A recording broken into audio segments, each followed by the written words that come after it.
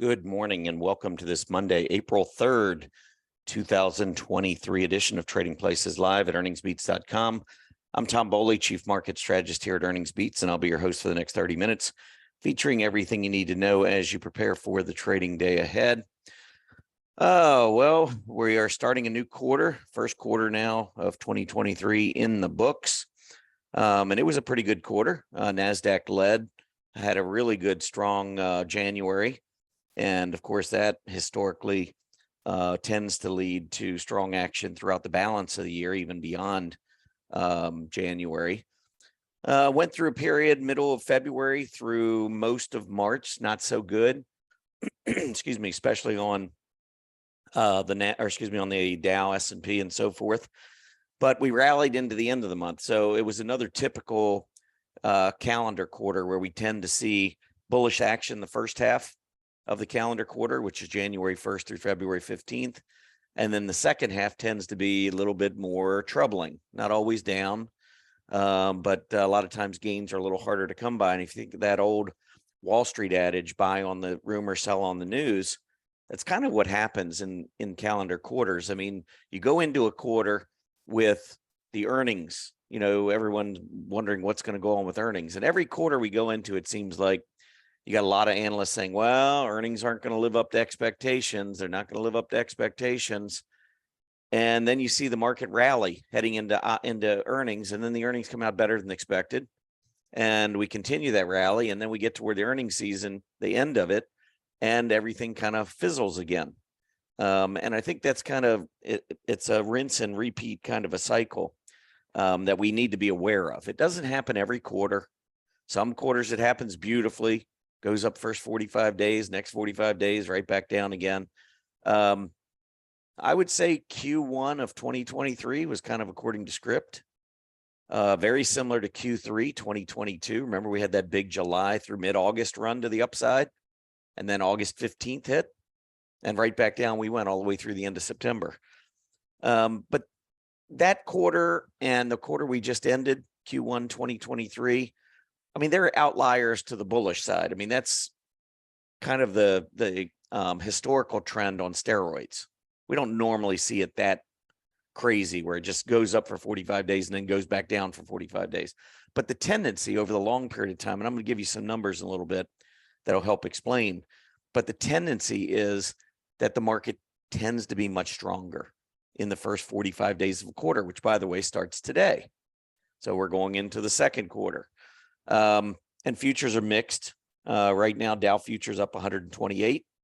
S&P 500 futures are down 5, and NASDAQ futures are actually down 100. The big news over the weekend is that OPEC is cutting production. And it's over a million barrels per day. And they're going to be having their meeting, I think, later today. But that news coming out sent oil prices higher. Right now, crude oil prices have gone up actually sitting right now at $80 a barrel, which is up $4.33 a barrel from Friday. Of course, production cut means that whole supply demand scenario changes. And so when you cut supply, obviously prices should respond going higher. And they did. So we've got crude oil prices going up, but of course, that spooks the inflation talk. And inflation could mean higher interest rates. What stocks get hit the hardest from higher interest rates? NASDAQ, growth stocks. That's why you're seeing NASDAQ futures down this morning relative to the Dow futures, which are doing pretty well, up 126 points. Remember, we got a couple big oil companies on the Dow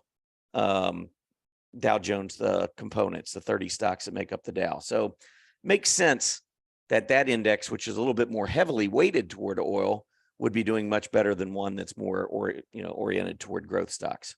Anyhow, that's kind of where we're starting. 10-year Treasury yield this morning up just 2 basis points, so not a huge reaction to this in the bond market. The 10-year Treasury yield currently 3.51%. We ended Friday at 3.49%. I think we're trading in a range now between 330 and about 360, maybe even up into the 365 area. So we're kind of in the middle of that range. I wouldn't be surprised to see us go in either direction within that range. All right, let's talk about the action from Friday. So if you take a look at the Dow Jones Industrial Average, it finished up on Friday, 1.25%, 415 points. S&P 500 finished up 1.44%. That was up 58 points.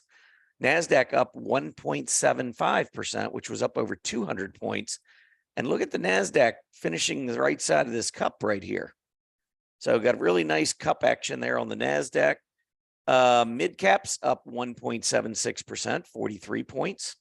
And small caps up almost 2%, up 22 points. So it was across the board.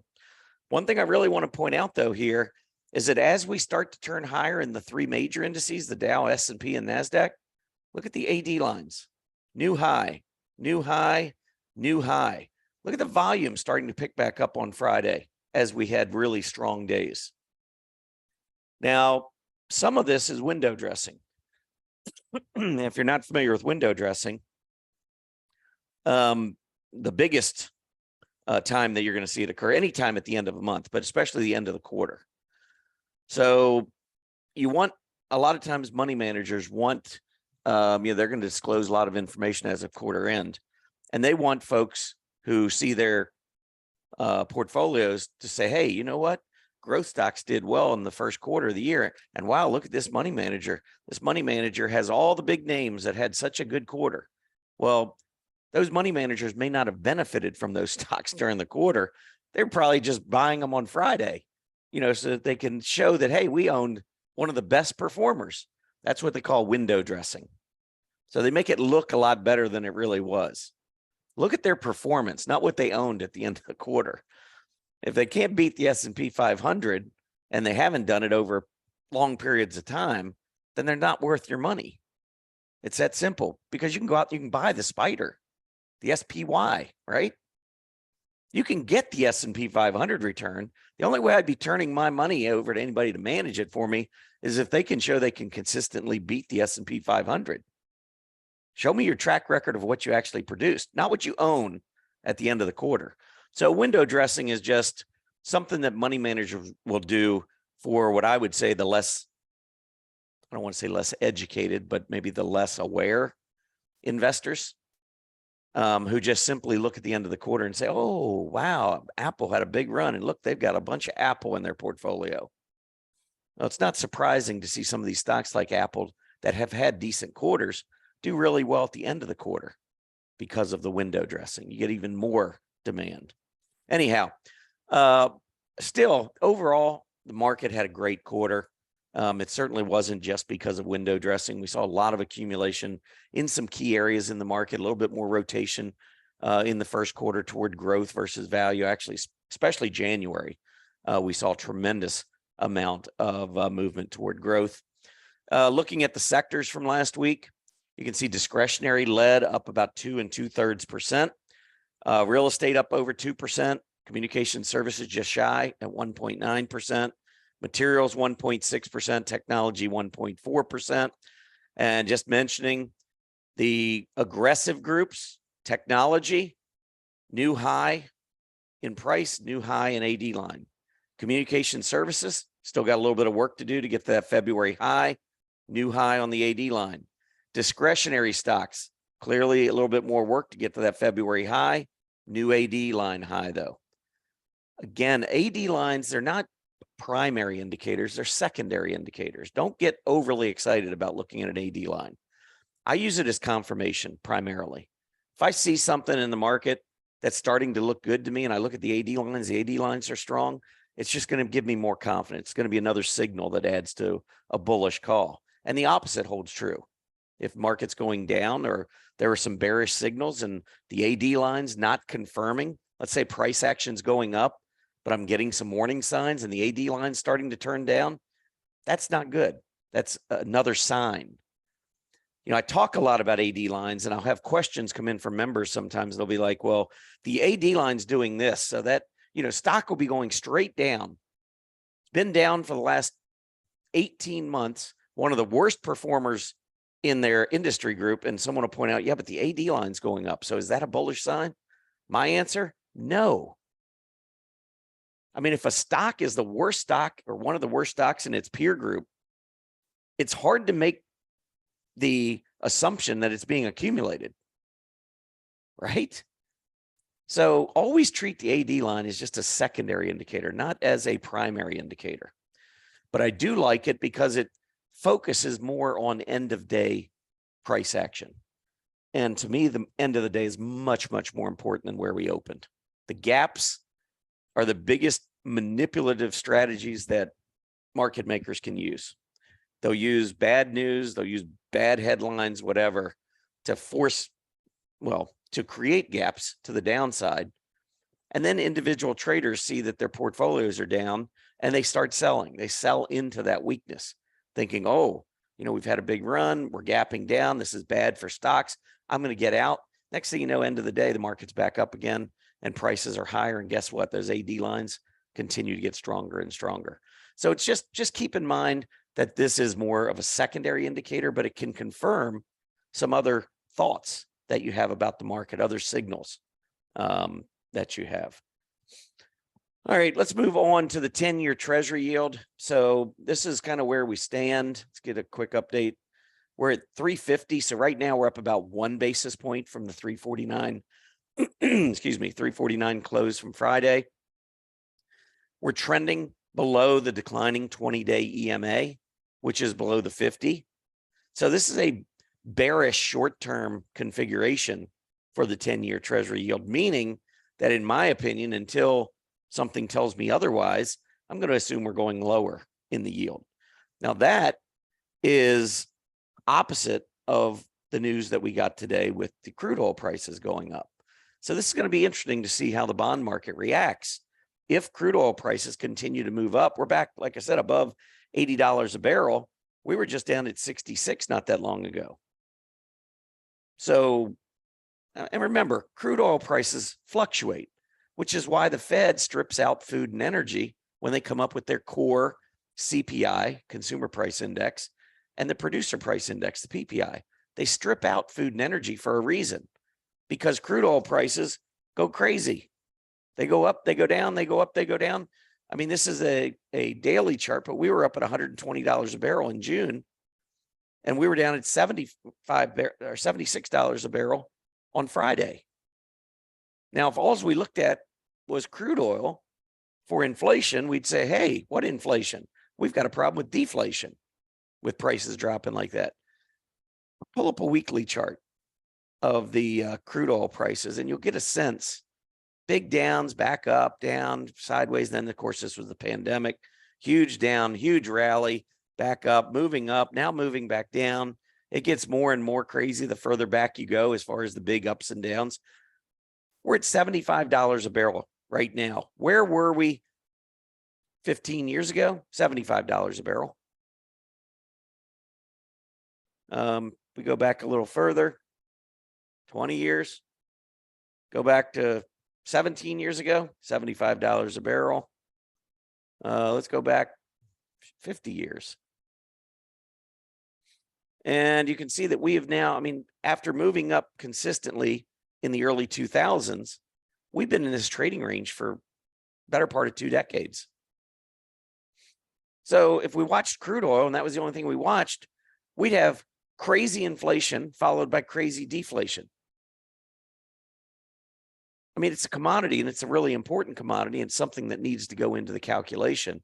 But there's a reason why the Fed strips this out of its core calculation. And it's because it's crazy volatile in both directions. So honestly, you need to smooth this out over the long term. And when you do that, you can see that for 2 decades, late 80s into the 90s, we were in a trading range for a long time. Then we stepped up into a new trading range, and now we've been in this trading range for a long time. Anyway, going back to the 10-year Treasury yield. So I just think right now, intermediate term, sideways consolidating, that was the big move to the upside. Here was the big move back to the downside. We're kind of in the middle of all that. But short term, you can see just off the March high, we're definitely downtrending. And like I said, we're down below these key moving averages. All right, S&P 500, just a quick look at the S&P and the NASDAQ 100. really strong end of the month, end of the quarter. If we go out to the first, like I said, beginning of the show, first half of each calendar quarter tends to be strong. Here's January 1st. There's February 15th. February 15th down to where we finished March 31st. So again, it followed suit, even though the last 2 or 3 weeks of March was pretty strong. You can see that the actual action throughout the entire quarter was pretty much as expected based on history. Strong first half of the quarter, weaker second half of the quarter. Now we're going into the first half of the second quarter, and we'll see what happens. Now, does it always work? Well, just take a look at last year. Look at April. Right to May 15th. It was horrible. Now, we did the rest of the quarter kind of go down a little bit further. But if you were simply playing this and saying, well, Tom says the first half of every quarter is really bullish, you wouldn't have been very happy with me last year, same quarter, April through May 15th. Now, in my opinion, we were in the midst of a bear market, which makes a big difference. But I called the end of that cyclical bear market back in June of last year, and we went a little bit lower, but we've rallied back out of it. But this is when I told everyone to get cautious. This is when I said, basically, it's over. And I think I had the bad period nailed.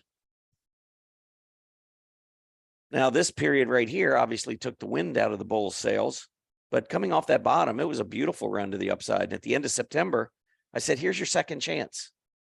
If you missed out on the first bottom in this run, here was your second chance. I think we closed lower 5 days from the 2 bottoms that I called before rallying back up. I think the bottom's in. I even said on this weakness that I really did not expect us to go back down below the 3750 to 3800 area. We went down to about, I think it's 3808. And now we're right back up again. I think we're going to break out. I think ultimately we're taking out that August high. Again, just my opinion.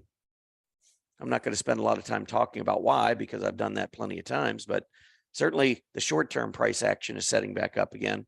We'll see what happens as earnings season kicks in another couple of weeks. The NASDAQ 100 up even better, though. Look at this. We've already broken above the February high, and now we've got the August high in sights. August high on the NASDAQ 100 was 13,667. That was the highest close. We were at 13,181 on Friday. We're less than 500 points away, which is just under 4%. That's how much we need to go to get back up on the NASDAQ to test that August high. And if you break the August high, in my opinion, the long-term downtrend is over, confirmed. And that's based on the weekly chart. So while I use daily and some of the intermarket relationships to make important calls, tops and bottoms, you go to the weekly chart really for confirmation. When this turns back up, because what we have here is a top, and the NASDAQ top was actually in November of 2021. Went down, we put in a lower low, took that low out, lower low, move back up, lower high, move down, lower low, move up, lower high, move down, lower low, move back up. We haven't taken out this high. This August high is the high that you have to clear. Now, I can say, and I do say, that we're trending higher, and we are. If you can't see that, then you don't understand how to read a chart, because we're going higher, higher highs, higher lows. This is more of a short-term trend, though. The longer-term trend, honestly, remains down. And so for bears out there that are looking at the weekly chart, hey, I agree with you. We're in a downtrend. Technically, you're in a downtrend until you take out this high in August. Now, the problem with simply following this long-term trend and using this as your gauge as to whether to be in or out of the market is that by the time you break out August, above August, you've gone from 10,500 to 14,000. You've missed 35% of the run. I've had people write into me, what's the upside of trying to call a bottom? Well, 35% in this case. I mean, This is where I called it. So if you get in 11,000, it goes to 14,000. How much money have you made? If you wait until it gets to 14,000 before you get in, how much money have you made? There's your upside to calling a bottom. All right, I want to spend some time today going over finding best trades out there. And before I look at individual stocks and talk a little bit about what we do at Earnings Beats, I want to share with you just a few stats. And I'm going to talk more about this at an upcoming event. We're going to be open for registration on Wednesday morning. So coming up in just a couple of days, we'll be open for registration. It's going to be a free event. So we want to pack the house. Honestly, I want to help educate the masses. I mean, obviously, there's a lot of members who pay us for a lot of our research and guidance and education, but we still want to give back to the community. You know, I know everyone can't afford our service. Others maybe are skeptical of our service, which is all fine. Hopefully, over time, you'll get to know us better. You'll understand what we do. I think we offer tremendous value to our members. But this event coming up, and if you go over to Earnings Beats and scroll down right here, close to the top, registration opening on Wednesday, 2 days, an hour, 2 minutes. And if you really care, 20 seconds. But that's coming up in just 2 days. You'll be able to come in with your name and email address, get yourself registered, and make sure you get a seat to that webinar. The title, the Bullseye Forecast. You need to outsmart market manipulation for more profitable trades in Q2 and beyond. So what does that mean? Well, let me first show you the chart of the day, which is Applied Materials. Applied Materials, really strong stock within the semiconductor space. It was down near about a 52-week low back in October versus its peers, and then absolutely exploded in November. Went kind of sideways for a while, and then when it reached this high and consolidated in this cup with handle, and now it's starting to move back up. I think as long as it holds about the 115 area, I think you're okay in this pattern. But a breakout above 125 would measure up near 140. Now, the thing about Applied Materials, a couple things. Number one, you can see the steady AD line continuing to go up. I mean, we were breaking out even before the stock broke out, and it continues to be fairly strong. It's pulled back a little bit recent days, maybe the last couple weeks, but I feel pretty good that this stock, if it breaks out, we're going to see that AD line breaking out with it.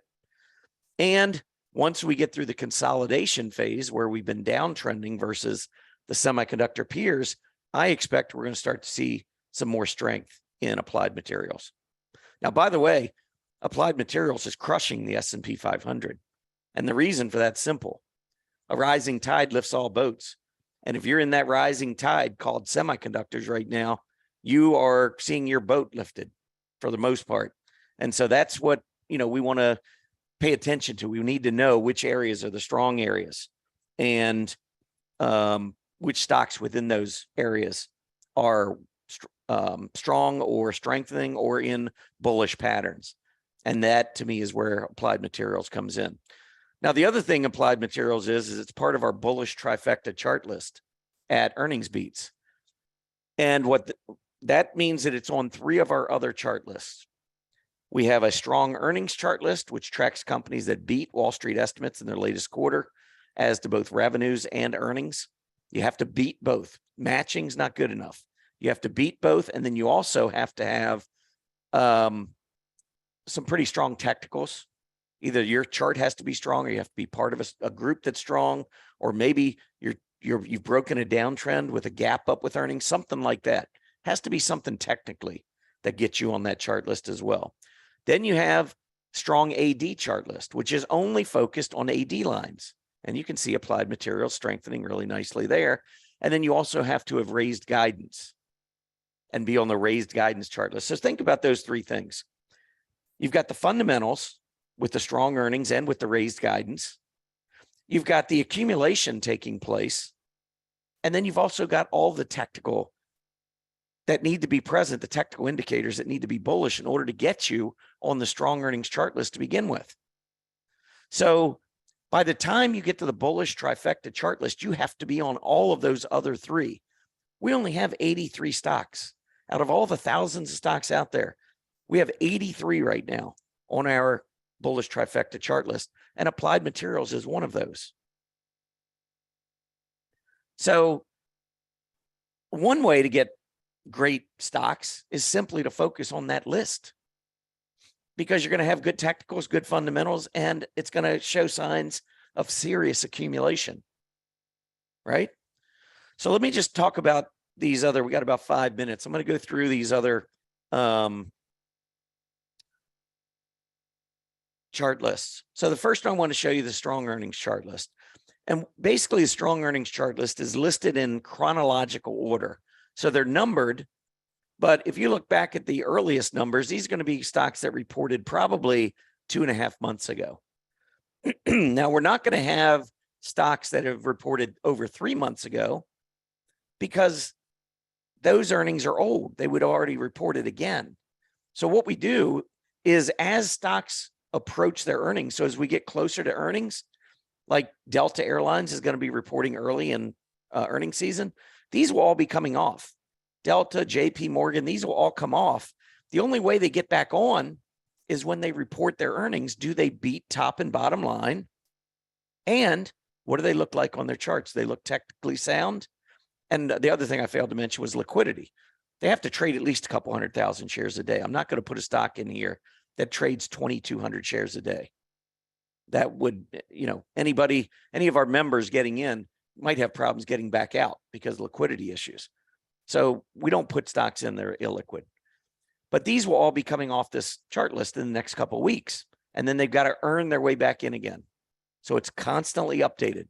But if I put this in edit form, you'll see that right now we have 538 stocks on this chart list.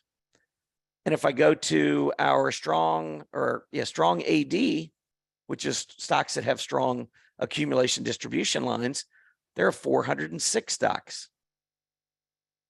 These aren't numbered. They're just in alphabetical order. I run this. I do this scan about once a month, strong AD, and then I update it. So about once every month that gets updated. Then we've got the raised guidance chart list, which has 415 companies on it. So you got over 500 on the strong earnings chart list. You've got over 300 on our strong AD and over 400 on our strong AD and over 400 on our raised guidance. But when we move to our bullish trifecta, it's only stocks that are on all three of those lists. And so we bring that up, it's 83 companies. Starting with ACLS, Excelis Technologies. Another way, let me pull this up in summary view. And you can kind of get a sense, too, of some of the sectors and industry groups. So you go into columns here, and you can pull up sectors and industries. And then you can sort if you want. I can sort it by industry group. So I've got an aerospace company, a couple airlines, apparel retailer, biotech, broadline retail.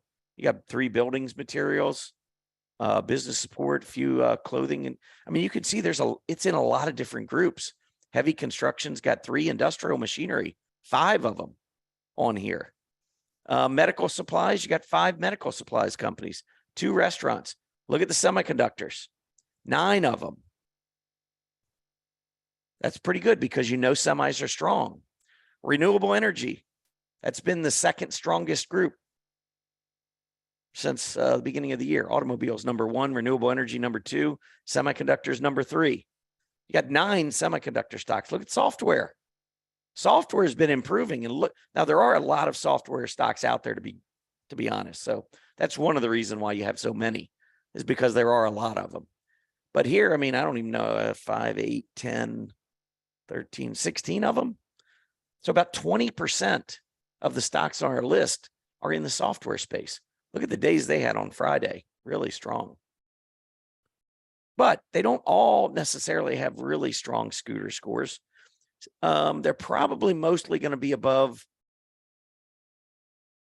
70, because the AD, when I look at the ADs, when I set up that scan, the accumulation distribution, one of the criteria I use is that the scooter at the time of selection, the scooter has to be above 70 or maybe 75. So that's why most of these are going to be high scooters, which is also good, by the way, because that's kind of a relative strength indicator. So you're getting the best of the best. If you wanted to sort it, you could sort it in scooter order. NVIDIA's top of the line right now. Axon, ELF, Beauty. I don't know if you've seen ELF. Look at this chart. I mean, since May of last year, this thing's quadrupled. You're probably not even aware of it. It's one of our stocks on our bullish trifecta chart list. So finding the best stocks, I think personally, is putting all the pieces together, fundamental, technical, throw the AD in there for accumulation. And you could also take this bullish trifecta chart list and you could run a scan against our seasonality. Every month we send out 20 stocks to our members. By the way, the April, I provided everybody in the seasonality report I sent out yesterday. I gave everybody the 20 stocks that liked the month of April. But excuse me, I haven't done the chart list yet. I was trying to do that last night. I still haven't gotten to it. I'll do that today. So later today, you'll have the chart list. But you can just run to see if there are any stocks that have all these bullish characteristics in the bullish trifecta chart list. See if any of them also have strong seasonal characteristics. That's the beauty of having these chart lists, is you can start running scans among the chart lists. Very, very simple to do. I mean, literally, you go back to your scanning page, scanning area on your dashboard, and you say new scan. I get rid of all this criteria. I don't care about volume because I've already filtered volume in all of our chart lists. I don't need to filter it there. But I can go down and I can grab any chart list I want. So I can say, give me all the stocks that posted not only strong earnings, but also give me the stocks that raised guidance. So these are companies that came out, beat revenues, beat earnings, and then also raised their guidance for the upcoming quarter or the year. And I can run a scan. So remember, 500 companies in the first one, over 400 in the second one. My guess is there's probably going to be a couple hundred in this one, or maybe 150. I haven't run this scan, but 195. So almost 40% of the strong earnings chart list also raised guidance. How many of these are in the bullish trifecta? I mean, you could put these in a list, a separate chart list, and then run the scan against the bullish trifecta. How many of these are also in there? Anyway, or run it against seasonality. Run it against short squeeze. Probably not going to see too many similarities there. Anyway, that's it. I've run just a couple minutes over. I know everybody wants to get to the market. Do appreciate you tuning into this YouTube live feed. If you like these videos, please hit the like button below. Also subscribe to our channel. Let friends know.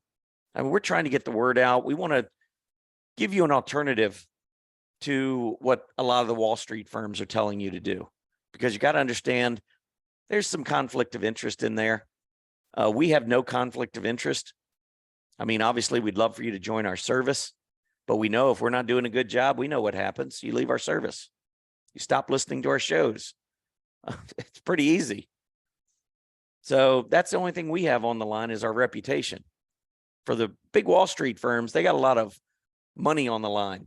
They can make billions and billions off of everyone. So just be careful. We try to give you more of the truth about what really makes the stock market tick. It's not the headlines, trust me. Anyway, Dow Jones right now up 100 points, S&P flat, NASDAQ down 46. So it has come back a little bit from the earlier losses that we saw in the futures. The VIX, I'll give you one last thought. And this is 100%, at least as far as I've gone back in history. We have never been in a secular bear market. In other words, the secular bear market has ended, confirmed over any time the volatility index, the VIX, goes back below 16, because the VIX measures fear.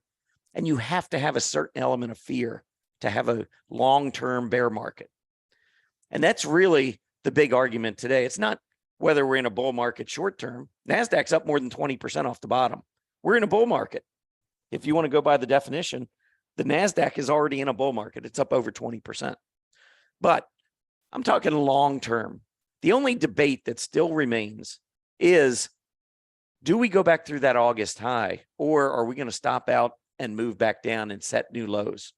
So are we still in a secular bear market, long-term bear market, or are we was that simply a cyclical bear market in 2022?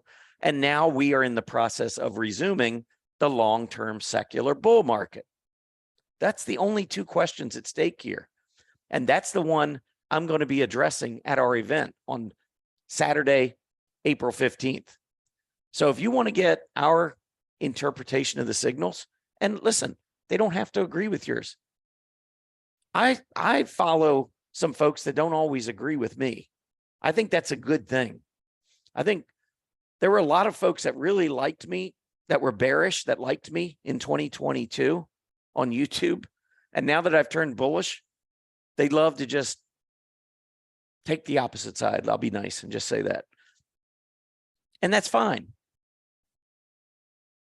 But if you're going to say you're wrong, or you're an imbecile, or you're an idiot, and you don't give me any facts or anything to support it, your comment is worthless to me.